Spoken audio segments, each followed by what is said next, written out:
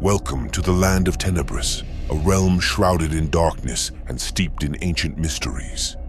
In this forsaken land, a cult has risen to prominence, their presence marked by the ochre robes that adorn their bodies. They are the Disciples of the Void, a fanatical group who believe that the only way to attain true power is through the sacrifice of flesh and blood. The Disciples are easily recognized by their shaven heads, a symbol of their devotion to the Void. They roam the land, seeking out the unwary and the weak, for their unnamed leader has decreed that the only way to appease their dark deity is through the offering of body parts. They tear eyes, limbs, and even hearts from the screaming victims, leaving them to rot in the twisted altars that dot the landscape, a grisly testament to their twisted devotion. When it comes to starting a new tabletop adventure for a set of low-level characters, there's a few enemies that are often used in the first few sessions. Enemies that aren't so much of a threat that they will easily wipe out a party, but that offer enough storytelling options to set up an engaging narrative. I think goblins are probably the number one choice for this. First of all, everyone knows what a goblin is. Even if a player has never played an RPG before, a goblin is something thoroughly ingrained in our culture and media, from fairy tales and folklore to popular movies. Everyone knows what goblins are and can easily imagine them. Kobolds are another go-to for low-level encounters, but definitely something less known to the average person. I think someone would need a baseline understanding of fantasy settings to know what a kobold is, but this isn't necessarily a bad thing. Having adversaries that allow for some surprise and fun exposition can be really exciting for players. For me personally though, my go-to for starting most adventures are the classic cultists.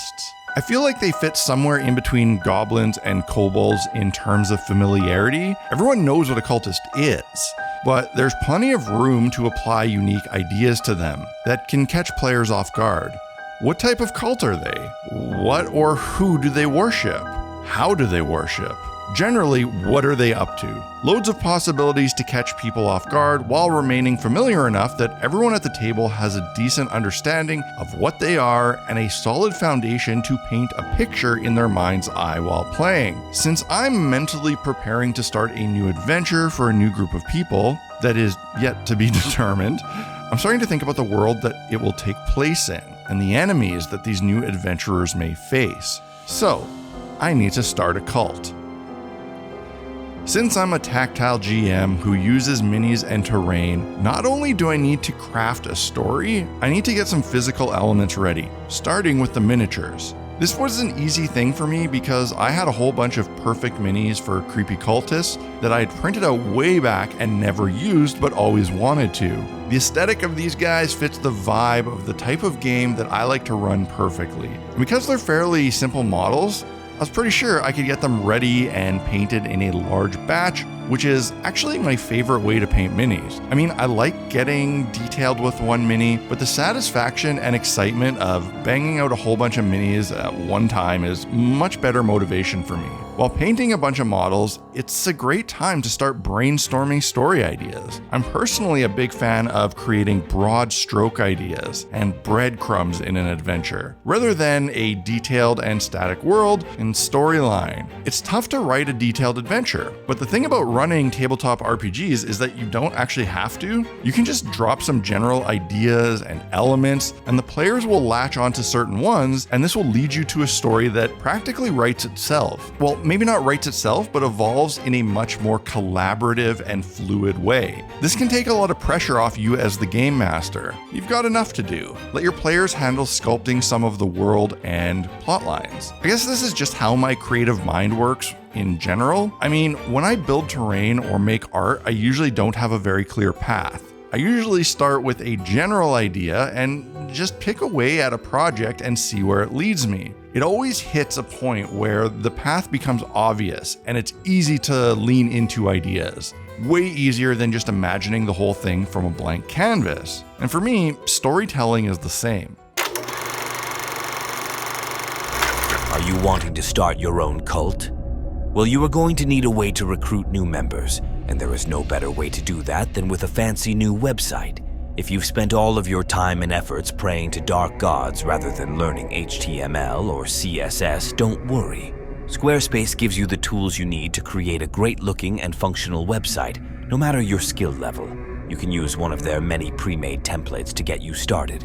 From there, it is a simple matter of switching out the example text and photos with your own. This is so easy to do with their drag-and-drop web building system. You'll have a site up and running and be converting new members faster than you can say Alek Guhana Terovak Nagish. And if you have not extorted enough funds from your cult members yet, that's okay.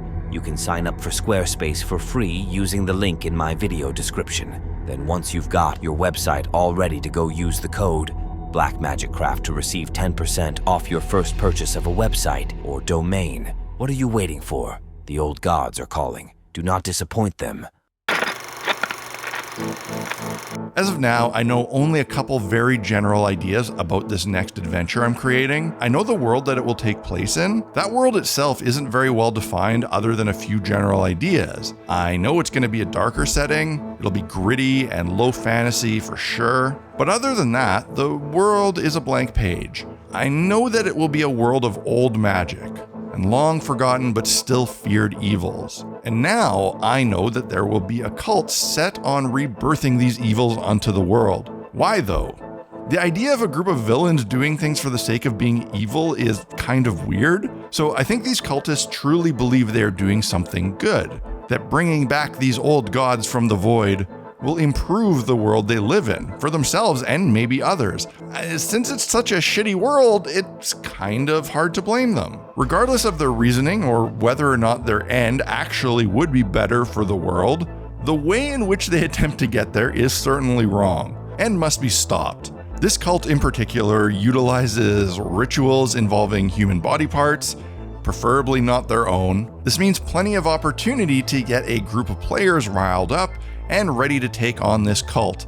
It's pretty easy to get players engaged in a foe if people from their own town or village are being kidnapped and cut up for some occult purpose by a bunch of weirdos. It's even easier if there's some personal connection to some of the victims. So I will start this new adventure with a cult, with this cult, and we'll see where that story leads us.